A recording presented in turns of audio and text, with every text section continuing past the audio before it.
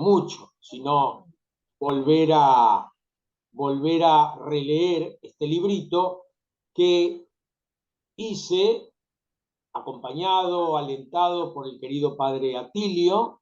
El librito tiene el Nihil Obstat, o sea, la censura eclesiástica de el padre Leonardo Zampa, y tiene el imprimatur de Monseñor Virgilio Bresanelli. Así que todos los deonianos ahí estuvieron poniendo mano y tratando de que esto fuera lo más acertado posible. Partí de las promesas del Sagrado Corazón que recibe Santa Margarita María y traté de hacer una animación bíblica de las mismas. ¿Qué significa animar bíblicamente? Creo que todos los que estamos presentes en este encuentro usamos habitualmente la escritura, pero muchas veces la usamos como una herramienta para justificar nuestras acciones, nuestros pensamientos, nuestras doctrinas. Acudimos a la Biblia para que certifique que lo que venimos haciendo, lo que venimos diciendo, es lo correcto. Eso para mí sería biblicismo, hecho mano de la Biblia como el que arma un arbolito de Navidad y echa mano de las bolitas de colores para adornar el arbolito. Pero el arbolito es previo, la idea es previa, la práctica es previa. La animación bíblica es otro paradigma. Partiendo de la escritura, partiendo de los textos, repensamos nuestras doctrinas y nuestras acciones.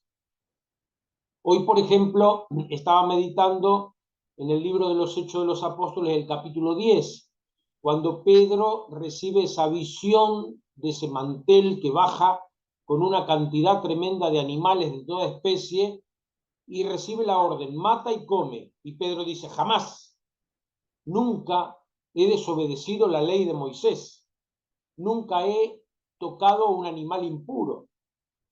Y la voz le dice, ¿por qué llamas impuro lo que yo hice puro?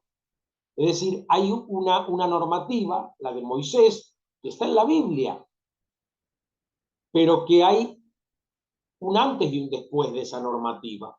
Y antes de esa normativa, si nos remitimos al capítulo 9 del Génesis, vamos a ver que cuando Noé y su familia bajan del arca, Dios les dice, todo ser viviente les servirá de alimento.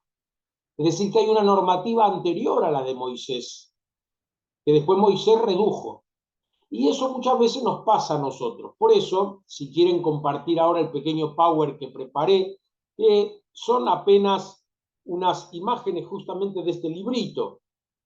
Ustedes lo pueden consultar, es un librito pequeño y muy práctico, donde trato de hacer una fundamentación de esas 12 promesas que recibe Margarita María en una época determinada de la Iglesia, con una realidad y una cultura que condicionan esa visión de Margarita y la letra de las promesas.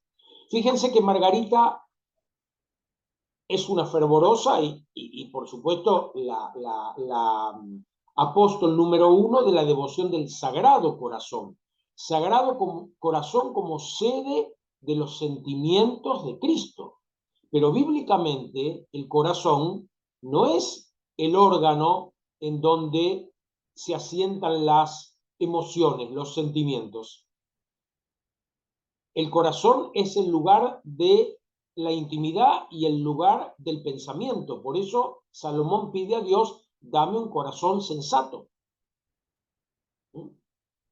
Los sentimientos en la Biblia se sitúan a nivel de las entrañas. Por eso, cuando el padre del hijo pródigo en el capítulo 15 de Lucas ve venir a ese hijo perdido, dice, se le removieron, se le revolvieron las entrañas. Y lo mismo le pasa a Jesús en Lucas, capítulo 7, cuando ve venir a el cortejo fúnebre que trae el cuerpo del hijo único de la viuda. Se le revuelven las entrañas. Y lo mismo le pasa en el Evangelio de Lucas al samaritano, sí, cuando ve al herido al borde del camino. Entonces digo, Margarita ubica los sentimientos en el corazón de Jesús porque Margarita no conoce esto que hoy los biblistas conocemos. Margarita tiene apenas alguna que otra cosita de la Sagrada Escritura, sobre todo de los evangelios y fundamentalmente del Evangelio de Mateo, que era el que estaba en casi todas las lecturas de la liturgia de esa época. Al final de este librito yo pongo esto: atención, Jesús fue muy claro, no son los que me dicen Señor, Señor, los que entrarán en el reino de los cielos, sino los que cumplen la voluntad de mi Padre que está en el cielo. Y en la parábola del juicio final, en Mateo 25, dijo que serán llamados benditos y recibirán el paraíso todos los que dieron de comer a los hambrientos, de beber a los sedientos, alojaron a los peregrinos, visitaron a los desnudos, vistieron, perdón, a los desnudos y visitaron a enfermos y presos. ¿Y esto por qué lo digo con el llamado de atención? Porque muchos de nosotros que desde pequeños hemos tenido la devoción al Sagrado Corazón y la práctica de los primeros viernes, recordaremos esa promesa que aseguraba el paraíso a los que comulgaran durante 9 viernes seguidos. Hoy día la mayoría de nosotros comulga cada vez que va a misa, pero no era la práctica en la época de Margarita.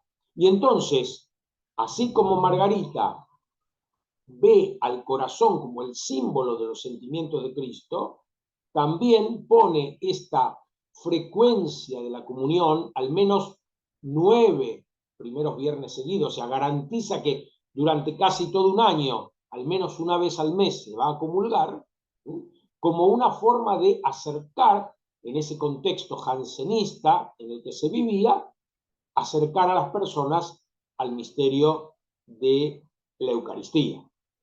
Un peligro muy grande que corremos los que practicamos ciertas devociones es pensar que eso es suficiente o garantía. No, no alcanza con ser devotos del Sagrado Corazón. Si no socorremos, respetamos y valoramos a nuestros semejantes. Porque si uno dice amo a Dios y no ama a su hermano, es un mentiroso. ¿Cómo puede amar a Dios quien no ve al que no ve, el que no ama a su hermano al que ve? Entonces, esto creo que es un llamado de atención para todos nosotros que somos devotos del Sagrado Corazón. Otro error es pensar que el Señor puede sufrir en carne propia. Por eso a veces cuando hablamos de reparación, pensamos en evitar los sufrimientos de Cristo. Pero Jesús, que está sentado a la diestra de Dios y en un estado glorioso, ya no es patible, ya no puede sufrir, pero sí sufre en sus hermanos más pequeños, que son miembros de su verdadero cuerpo. Muchos de nosotros hemos sido adoctrinados con la idea de que el verdadero cuerpo de Cristo es la Eucaristía y la Iglesia es el cuerpo místico. Bueno, pero esta es una distinción bastante tardía. Si nosotros vamos, por ejemplo, a San Agustín nunca usa estos términos de verdadero y místico, pero si los hubiera usado, yo creo que los hubiera usado al revés. La Iglesia es el cuerpo de Cristo y la Eucaristía es el sacramento del cuerpo de Cristo. Hoy yo diría que ambos dos, la Iglesia como grupo humano y el sacramento, ambos dos son el cuerpo verdadero y místico, misterioso de Cristo. La Mystici Corporis del Papa Pío XII habla muy bien de esto. Y ya que lo nombro a Pío XII, recordemos que él es el que escribe esa encíclica preciosa, Aurietis Aquas, en torno al misterio del Sagrado Corazón. O sea que también tenemos un magisterio eclesiástico reciente, si se quiere, que vuelve a ubicar algunas cosas de Margarita María en otra circunstancia histórica. Entonces, ¿se entiende lo que quiero decir con animación bíblica? Animación bíblica no se trata de buscar citas bíblicas que tengan que ver con las promesas, sino de repensar la formulación de las promesas desde las mismas escrituras.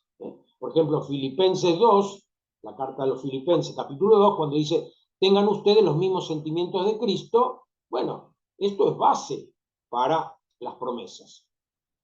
Acá tenemos una reformulación que yo hice de las promesas, tratando de adaptarlas a nuestra forma actual de hablar.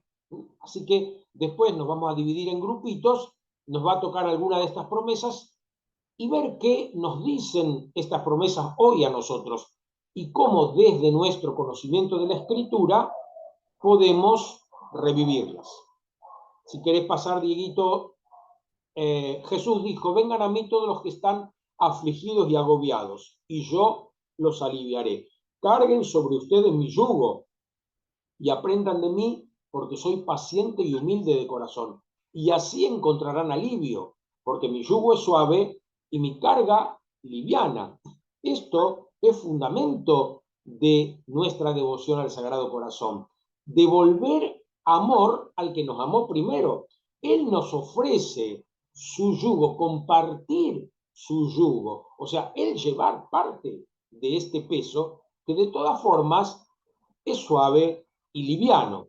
Y esto creo que todos nosotros lo hemos experimentado en los momentos críticos de la vida. Muchas veces cuando pasamos por un momento crítico, escuchamos que hay personas que dicen, Dios te está poniendo a prueba. No, el apóstol Santiago dice, Dios nunca pone a prueba, la vida nos pone a prueba. Y en este momento de prueba, justamente es donde el yugo se nos hace más liviano y llevadero porque sabemos que lo compartimos con Jesús. Ahora quiero compartir una oración que está en la próxima imagen, una oración que compuse a partir de una de las promesas, y van a ver ahí cómo esta oración está llena de alusiones bíblicas, sin necesidad de poner entre paréntesis la cita bíblica, pero para los que hemos leído varias veces la Biblia, esto nos va a resultar familiar. Y con esto ya puedo ayudar a leer si quieres. terminando. Ah, léelo. Puedo ayudar a leer si quieres. Sí. Dice, hoy vengo a ti, Señor del corazón traspasado, afligido por el panorama que me rodea, en donde la violencia parece ser el modo más común de relacionarse. Hoy vengo a ti, Señor del corazón coronado de espinas. Por tantos trámites y compromisos inútiles, sintiéndome alienado por la sociedad. Necesito y no veniste a juzgar, sino a salvar. Ahora soy. Quiero cargar tu yugo, haciéndome tu discípulo, ejemplo de María, la hermana de Marta, que se salió de los esquemas y libretos para sentarse a tus pies. Quiero aprender de ti, Señor del corazón manso y humilde, hacerme todo para todos. Dame un corazón semejante al tuyo, capaz de compadecerse de los necesitados. O sea, en esta oración ustedes ven que hay elementos que tienen que ver con la simbología del Sagrado Corazón transmitida por Margarita María y por la devoción que después se fue organizando, el corazón traspasado, coronado de espinas, ardiente y demás, y al mismo tiempo reminiscencias bíblicas que lo animan, ¿no? y que le dan sustento. Porque esta es una tarea, ¿no?, que tenemos sobre todo a partir del Concilio Vaticano II, donde se pide que la Sagrada Escritura sea el alma de la teología y el alma de la espiritualidad. Bueno, estamos ahí en el cuartito de hora que me habían pedido. nosotros en la Fundación Amico, Amistad, Misericordia y Comprensión, siempre decimos que no vamos solo por las ovejas, vamos también por el lobo. Y esto es algo que tiene que ver con ese amor hasta el extremo, como dice el capítulo 13 de Juan, habiendo amado a los suyos, los amó hasta el extremo. Y esa imagen tan bonita del discípulo amado, recostado en el seno, y no como comúnmente dicen nuestras traducciones, en el costado, sino en el seno del maestro, repite un poco la figura que está en el prólogo de Juan de la palabra recostada en el seno de Dios. Nosotros, los aquí presentes, discípulas y discípulos amados, a través de esta devoción nos recostamos continuamente en el seno de la palabra, tratando de así tener sus mismos sentimientos de misericordia, de compasión, y le decimos una vez más: Jesús, manso y humilde de corazón, haz nuestro corazón semejante al tuyo.